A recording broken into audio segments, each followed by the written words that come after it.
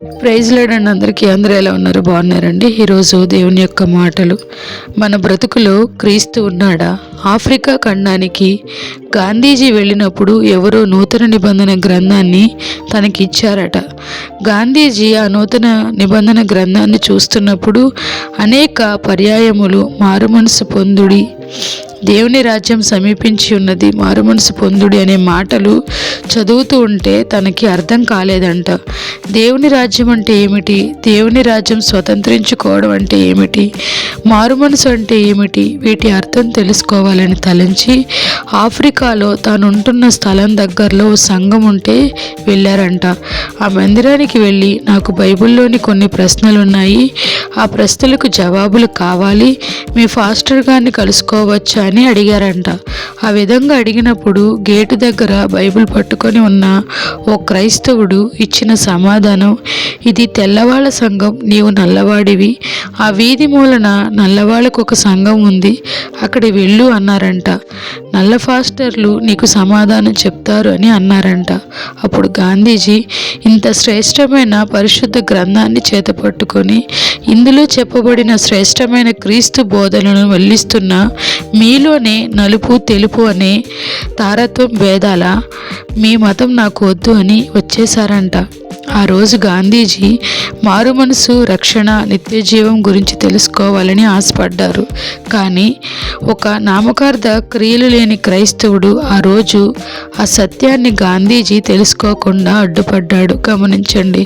ఈరోజు ఎక్కడ పనిచేస్తున్నామో, ఎక్కడ నివసిస్తున్నామో అక్కడ మన క్రైస్తవ క్యాలెండర్ లేదా క్రైస్తవ వాక్యాలు పెట్టుకోవచ్చు. కానీ మన బ్రతుకులో క్రీస్తు లేకపోతే మన నటనా జీవితం వలన ఎంతోమంది దేవునికి దూరమైపోతారు.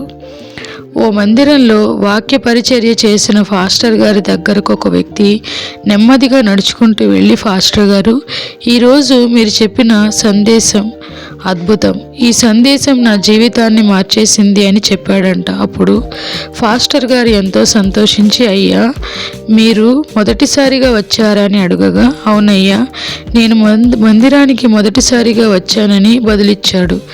ఎవరు తీసుకువచ్చారు అంటే, అయ్యా నన్ను ₹1 తీసుకువచ్చిందని బదులిచ్చారంట. ఫాస్టర్ గారు ఆశ్చర్యపడి, ₹1 తీసుకురావడం ఏమిటి, కొంచెం అర్థమయ్యే విధంగా చెప్పరా అని అడిగితే, అయ్యా మీ గురించి, మీ బోధల గురించి, మీ సంఘం గురించి నాకు నా స్నేహితులు చెప్తూ ఉండేవారు. నేను పెద్దగా పట్టించుకునేవాడిని కాదు. నేను ఒక బస్ కండక్టర్ని. ఈ వారం నా బస్సునే మీరు ప్రయాణం చేశారు, నా బస్సులోనే ప్రయాణం చేశారు. మీరు చాలా యథార్థత కలిగిన సేవకుడని, నీతిగా జీవిస్తున్నారని చాలామంది చెప్తూ ఉంటే, నిజమేనా, ఒకసారి పరీక్షించి చూద్దామని కావాలనే మీకు ఇవ్వవలసిన దానికి బదులుగా ₹1 ఎక్కువ ఇచ్చాను. అప్పుడు మీరు ఏం చేస్తారని పరిశీలిస్తూ ఉండగా, మీరు దిగవలసిన స్టేజీ వచ్చినప్పటికీ దిగకుండా నా దగ్గరకు గబగబా వచ్చి పొరపాటున నాకు ₹1 ఎక్కువ ఇచ్చేశారని చెప్పి నా ₹1 నాకు తిరిగి ఇచ్చేశారు. ₹6 నన్ను మందిరానికి తీసుకువచ్చింది. ₹6 మీ యథార్థత ఏమిటో తెలియజేసింది. మనం ఎంత ఆత్మీయముగా కనిపిస్తున్నా మన జీవితంలో క్రీస్తును చూపించలేకపోతే మనల్ని చూసిన వారు క్రీస్తును విశ్వసించలేరు.